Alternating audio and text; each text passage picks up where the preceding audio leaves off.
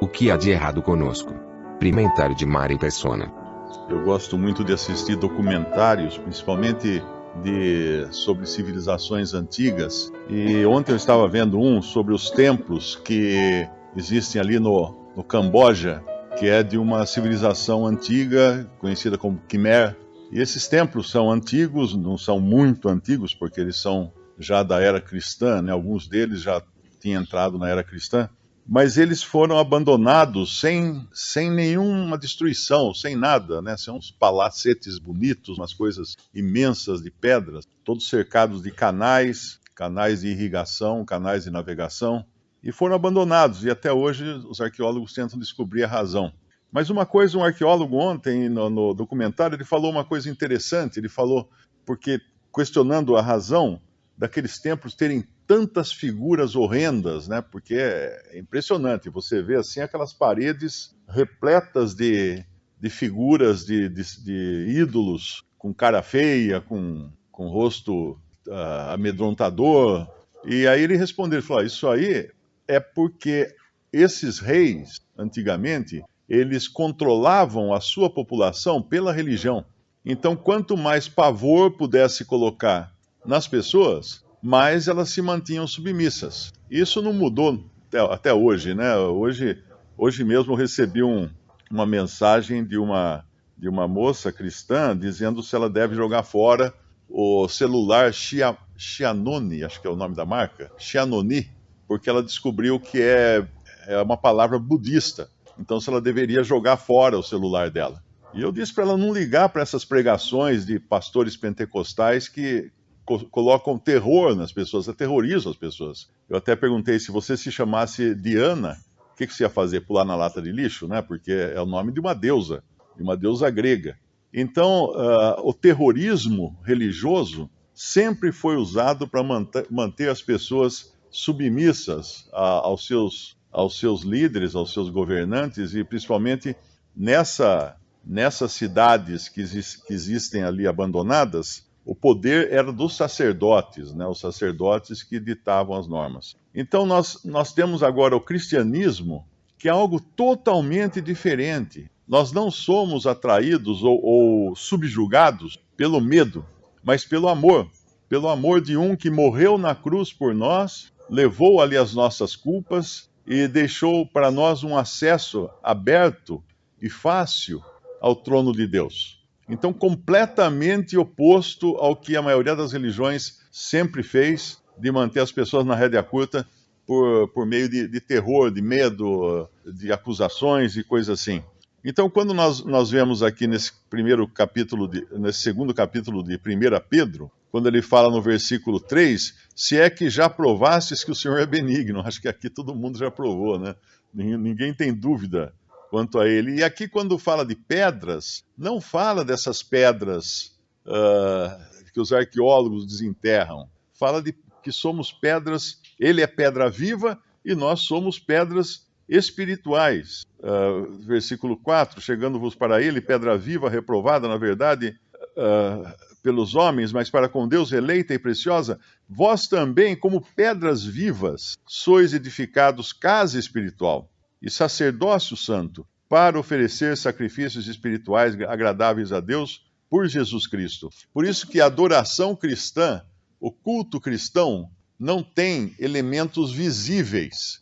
Nós não precisamos de um templo visível, porque nós, os que cremos em Cristo, todos os salvos por Cristo, são o templo edificado, cada pedrinha é um salvo por Cristo, formando essa grande estrutura, essa estrutura gigantesca na terra, que é o templo de Deus na terra. Não é mais um templo de pedras, não é mais um templo aterrador, não é mais um lugar proibido de se achegar, mas é o templo de Deus formado por todos os que foram salvos por Cristo. Vós também, como pedras vivas, versículo 5, sois edificados casa espiritual e sacerdócio santo para oferecer sacrifícios espirituais agradáveis a Deus por Jesus Cristo. Nós não precisamos matar bois, nem ovelhas, nem frangos, né, como algumas religiões pagãs fazem, porque o nosso sacrifício é espiritual também. Então nós trazemos louvores a Deus, ações de graças, orações, cantamos hinos de adoração. E no versículo 6, ele vai falar dessa pedra que é a sustentação de tudo isso. Por isso também na Escritura se contém: eis que põe em Sião a pedra principal da esquina, eleita e preciosa, e quem nela crê não será confundido. Eu acho maravilhoso esse final do versículo, porque por mais que a gente tenha dúvidas, por mais que às vezes a gente não entenda passagens da Bíblia, quem nessa pedra crer não será confundido. Eu já fiz alicerce de pedra e eu precisei escolher uma pedra angular, né, uma pedra meio quadrada, para começar a assentar as outras pedras. Então você põe aquela pedra quadrada, daí você puxa dentro de uma vala, né? Você puxa os barbantes, formando um ângulo reto, e começa dali. Toda a construção vai se valer daquela pedra e do ângulo reto que ela determina para que as outras entrem naquela vala de acordo com aquela pedra. Aquela pedra é a guia. Inclusive, é interessante que quando eu construí essa casa aqui do lado, pulando essa outra, né, onde eu morei, eu contratei uma empresa para fazer o baldrame. E o cara mandou lá um sujeito bêbado para fazer a marcação. E ele fez a marcação, ele furou, fez as estacas, né? E quando o pedreiro começou a fazer o baldrame, ele falou: seu Mário, tá tudo fora de esquadro, a casa inteira tá fora de esquadro.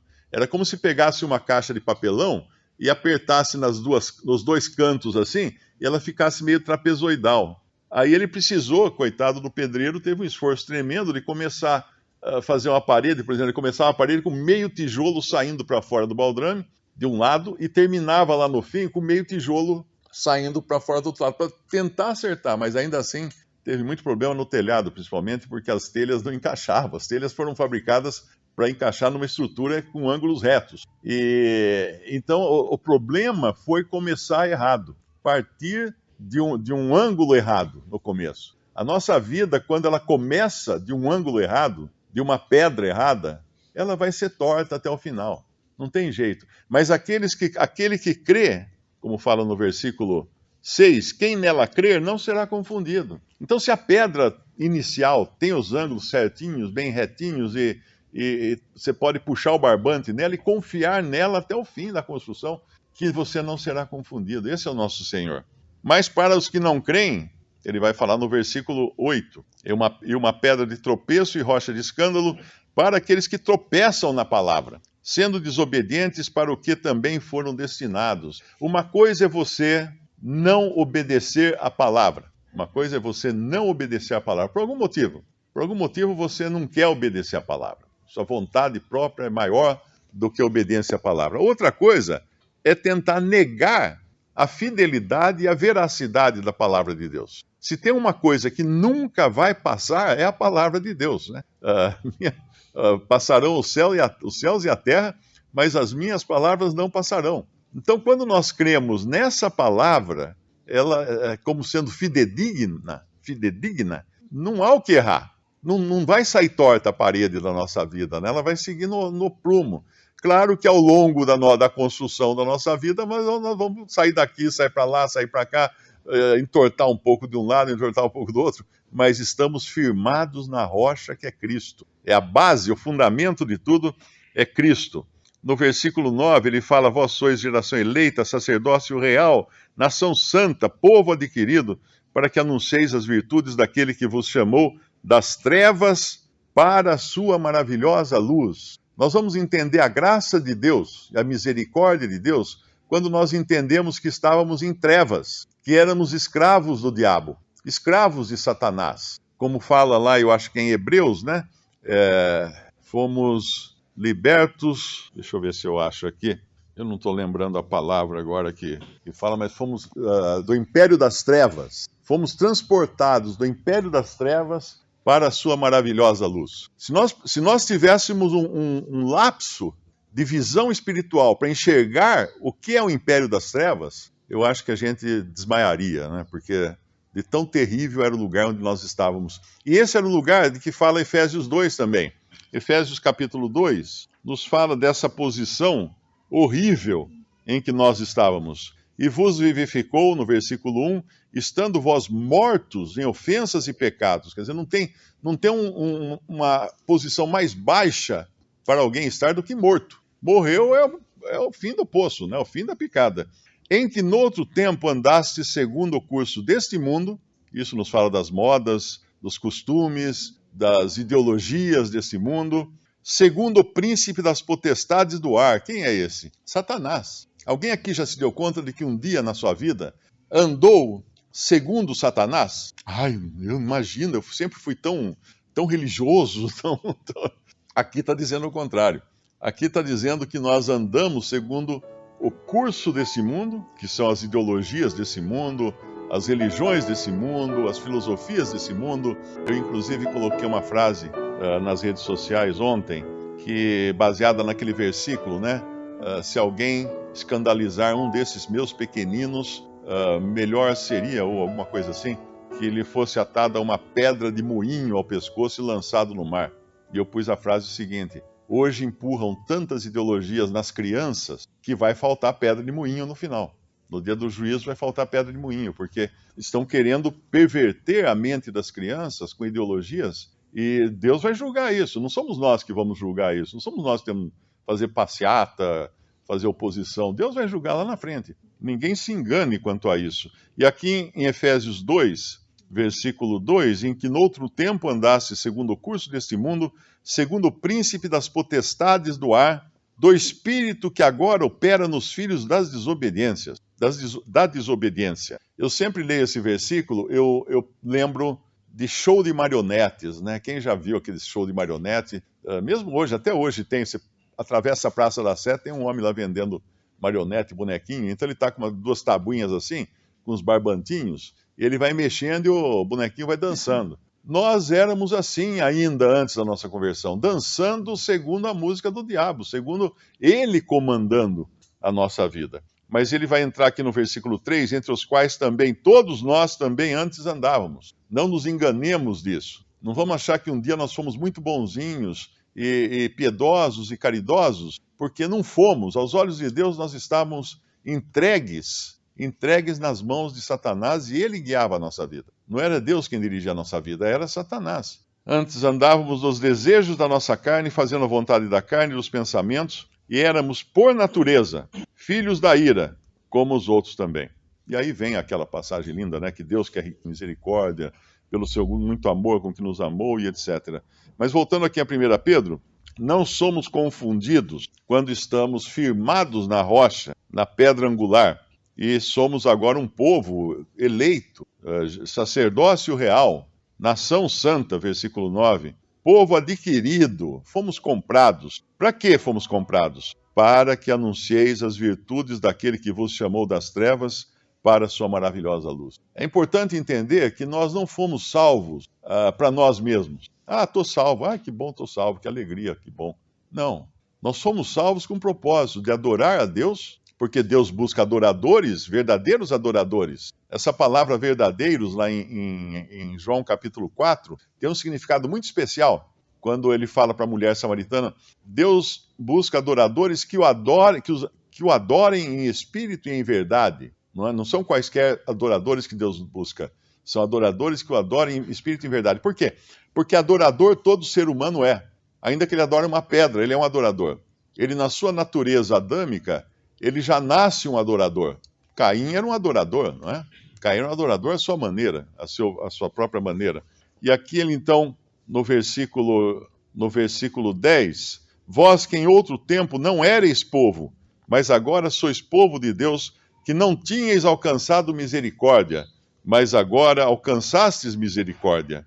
E aí ele vai então, depois de dizer que Deus nos chamou das trevas para a sua maravilhosa luz, para que anunciemos as virtudes dele. Nós podemos anunciar as virtudes de Deus de muitas maneiras. Nós podemos pregar a palavra, nós podemos ensinar nossos filhos, nós podemos ser luz nesse mundo, quer dizer, nós somos luz, né? Não há como ser luz. Nós somos a luz do mundo. E a luz, ela não age, né? A gente pensar na luz, ela não é metida, né? A luz simplesmente ilumina. O sal simplesmente salga. Eles têm essa qualidade em si mesmos. Eles não precisam fazer nada. A luz ilumina e o sal salga. Eles não fazem nada, eles só influenciam, eles exercem sua influência pelo que eles são. E o cristão exerce a sua influência pelo que ele é nesse mundo. O fato de ser cristão já está iluminando os que estão em redor, já está salgando ou temperando, dando sabor aos que estão em redor. Em um mundo que não tem luz, em um mundo de trevas, e um mundo que não tem sabor algum, né?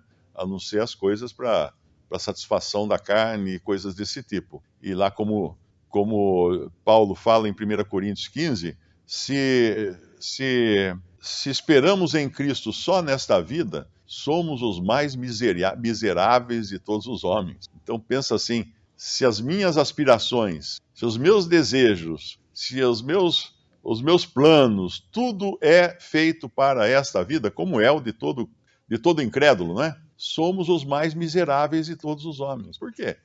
Porque o incrédulo, pelo menos, ele tem alguma satisfação aqui nessa vida.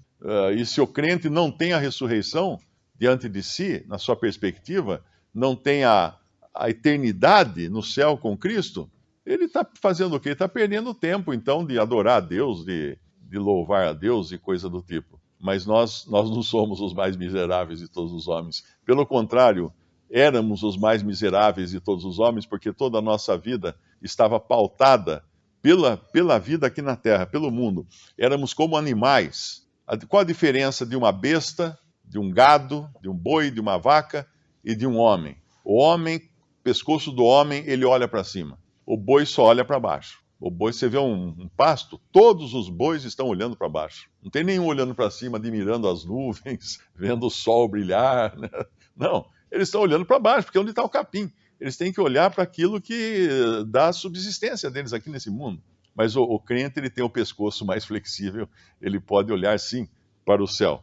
Quando vem o fracasso ou a dificuldade, o cristão não deveria nunca perguntar por quê. Questionar a Deus de ter permitido aquilo. Por quê? Por que, Senhor, aconteceu isso comigo? Mas a pergunta deveria ser, para quê? Para quê? A resposta está no versículo 9. Para que anuncieis as virtudes daquele que vos chamou das trevas para a sua maravilhosa luz. Então, como que Deus vai usar agora essa dificuldade da minha vida para anunciar as virtudes dele? E aí, tomar daí, né, pegar o trilho aí, né, dessa viagem, para entender melhor. Porque o porquê é questionar a Deus. O para quê é perguntar a razão e o objetivo e a finalidade daquilo. Para quê, Senhor? Essa pergunta a gente deveria fazer sempre que encontramos alguma dificuldade.